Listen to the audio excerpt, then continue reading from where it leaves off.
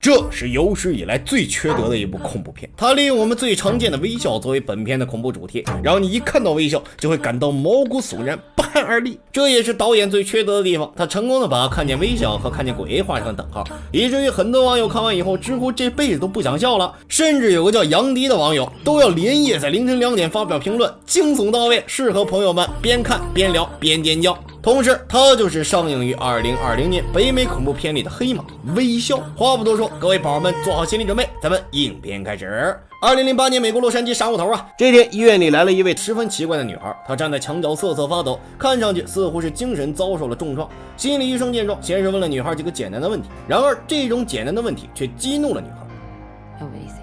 No, but I need you to understand I'm a PhD candidate. I'm not some lunatic.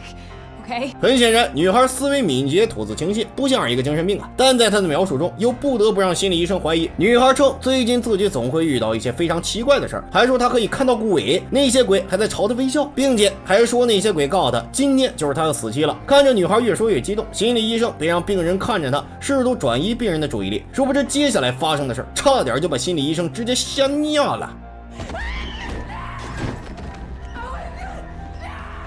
女孩好像是看到了什么可怕的东西，突然就被吓得嗷嗷直叫，同时她的身体也跟着不断的扭曲。心理医生见状，赶忙打电话通知护理人员。不料当心理医生再次回头，却发现原本躺在地上嗷嗷叫的女孩，如今却笔直的站在那里，面带微笑，一动不动啊，手里还拿着一块碎玻璃。下一秒，女孩就拿着手里的玻璃碎片，狠狠的从太阳穴扎了进去，并慢慢的滑到了下巴，直到最后割断了自己的喉咙。然而病人就像感觉不到丝毫疼痛一样，全程都是面带诡异的微笑。好嘛，即使是心理医生见过变态，他也没见过这么变态的呀！此情此景，直接把神经百战的心理医生吓得整个人都僵住了呢，内心的恐惧久久不能消散。殊不知，这恐怖且诡异的事情才刚刚开始呢。因为这个微笑就是一个诅咒，很快这个诅咒就生效了。回到家的心理医生总能在某个角落看到那个死透了的病人，并且还一直保持着那个诡异的微笑。好家伙呀，这诅咒生效的速度堪比充话费到账啊！不仅如此，办公室外的行人啊，医院里的病人啊，都会莫名其妙的朝着他微笑。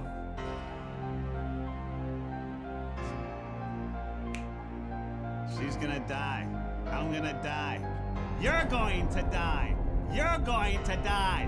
You're going to die. 院长怕医生惊吓过度，就强制给他放了几天假。然并卵呢，休假后的医生只要独自一人的时候，他就会变得疑神疑鬼，总感觉调会随时出现。这一天闲着无聊的医生听起了他和女孩生前的录音，然而他是越听越不对劲呐，越听越觉得还有一个人在说话。他把音量调到最大，然后又仔细听了一遍。温馨提示，请把手机拿稳，刺激的来了。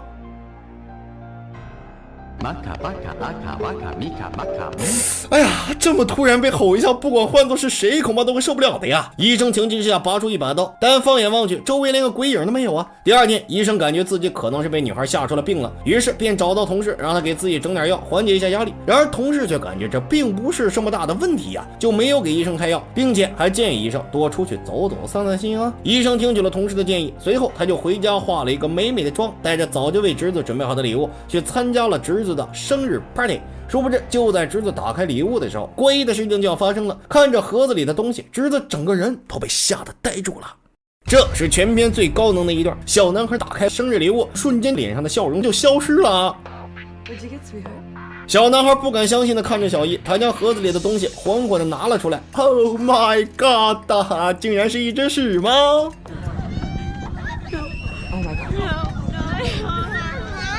在场的所有人看到这一幕，无不被吓得嗷嗷直叫。然而女人却将死猫一把抱进怀里，因为这只猫不是别人的，正是她精心喂养多年的宠物。但是她明明记得前几天装进去的是一辆特别精致的玩具车呀，但现在不知怎么的就变成了一只死猫。她竭尽全力的向众人解释这不是自己干的，但不管她怎么解释，在场的所有人没有一个人相信她。然而就在这时，那个在她面前自杀的女孩面带诡异微笑的再次出现了。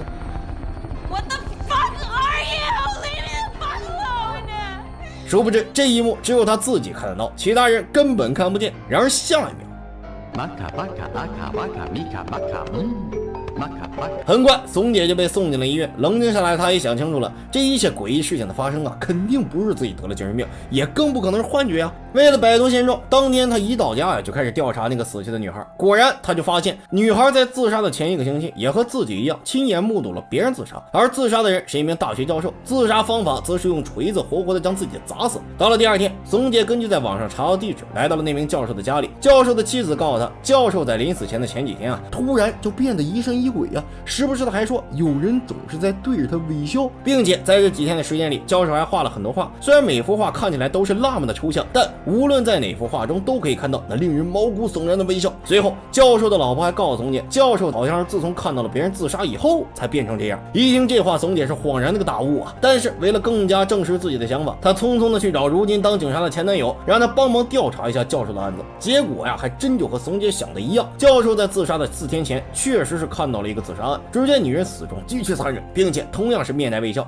然而，当再次调查女人死亡记录时，前男友发现这个女人在自杀的前2天同样也看到了一起自杀案。就这样，两人顺藤摸瓜，发现还有很多像怂姐一样能看见死亡微笑的人。查到这里，这些人无一例外全都是面带微笑的自杀，然后传给下一个目击者。怂姐是越想越怕呀，于是随便找了个借口就离开了。就在怂姐走了没等多久啊，前男友打来电话，因为当时他觉得这件事并没有那么简单，所以就一直顺着查了下去。结果他惊奇的发现，总共发生20起自杀案，但最终却死了19个人，只有一个黑人没有自杀，而是在目击别人的自杀的3天后杀了一位与他毫不相干的人。但是这起谋杀案的目击者却在5天后自杀身亡。很快，怂姐在男朋友的带领下来到了关押那名黑人的监狱。黑人告诉怂姐，事到如今，从被诅咒开始，没人能存活超过7天，平均下来每人也就是4天活头。想要解除这个诅咒，要么自杀，要么就杀别人，并且杀别人的时候一定要有一个目击证人，这样才可以解除自己的诅咒，顺带着将诅咒传给目击者。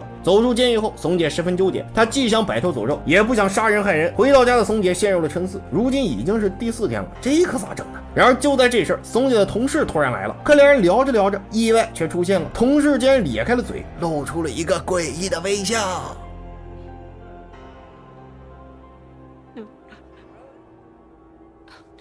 No.刷到这个视频的人，你可要小心了。当你看到这个微笑时，就意味着她的生命只剩下4天了。这个悲催的女人，就是因为亲眼目睹了一个微笑的人自杀以后啊，从此就一直生活在恐惧之中，常常就感觉有人对她莫名其妙的微笑。哎呦，鸡皮疙瘩都起来了。最终，女人再也无法承受这种折磨，于是偷偷的将40米的大刀藏进袖子里，随后就走进了一家精神病院。她选择杀人来转移微笑诅咒，但男人看到女人的一瞬间，就像看到了鬼一样，吓得躲在角落了，瑟瑟发抖啊！医生闻声赶来，女人一看目击者有了，时机已经成熟了，随后唰的一下抽出了40米的大刀，叉叉叉，女人一刀刀的插进男人的身体。可诡异的是，男人就像感觉不到疼痛一样，面带微笑的迎接死亡。与此同时啊，医生也是被吓得不要脸了，撕拉的一下撕下了自己的脸。然而就在这一声声尖叫中，松姐在车里猛然醒来。原来啊，刚才只是自己的幻想，她终究还是不忍心通过杀人来摆脱诅咒啊。忽然，她就心生一计，既然微笑诅咒需要一个目击者才能达成诅咒条件，那自己去一个没人的地方不就行了？这样一来，不仅不用杀别人，而且还不用自杀，那岂不美哉呀？随后，松姐就来到一个荒无人烟的地方。进屋之后，松姐关上所有的门窗，然后拉上窗帘，坐在沙发上静静的等待着。别问等什么，问就是哥哥。果不其然，很快屋内就传出了异响。松姐带着煤油灯，顺着声音悄悄地摸了过去。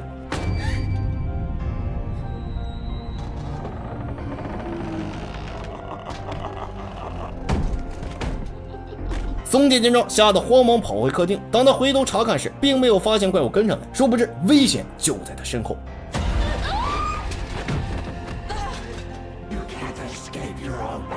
松姐并没有坐以待毙，强大的求生欲彻底激发了松姐的潜力。只见她一把将怪物的胳膊掰断，随后抓起刚才吊在一旁的煤油灯，直接砸向眼前的怪物。只是一瞬间，怪物就被大火吞噬，其惨叫声不由得让松姐松了一口气。同时，她也趁机逃出了这间房子。难道这么牛掰的怪物就被一把火给解决了？看着逐渐被烧毁的房子，松姐释怀了。她觉得她终于摆脱了这个诅咒，于是她连夜去找前男友，并且提出了复合的要求。不料此时，前男友突然变得怪怪的，周围的环境也渐渐暗了下来。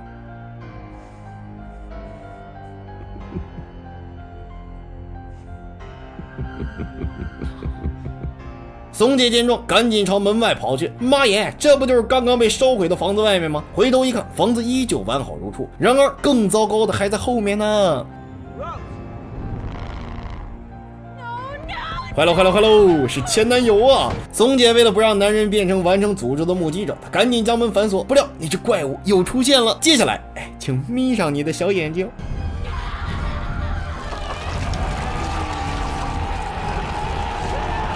看着眼前的景象，松姐被怪物的行为彻底吓得呆住了，全身瘫软的跪在地上。接着来就更恐怖了，只见怪物将松姐的嘴一点一点的掰开，并钻进了松姐的嘴里。与此同时，门外的前男友也终于将门踹开，但当他走进屋内，却发现松姐将煤油全部倒在了他身上，随后转身露出令人毛骨悚然的微笑，紧接着哧啦，划着一根火柴，在前男友面前点燃了自己。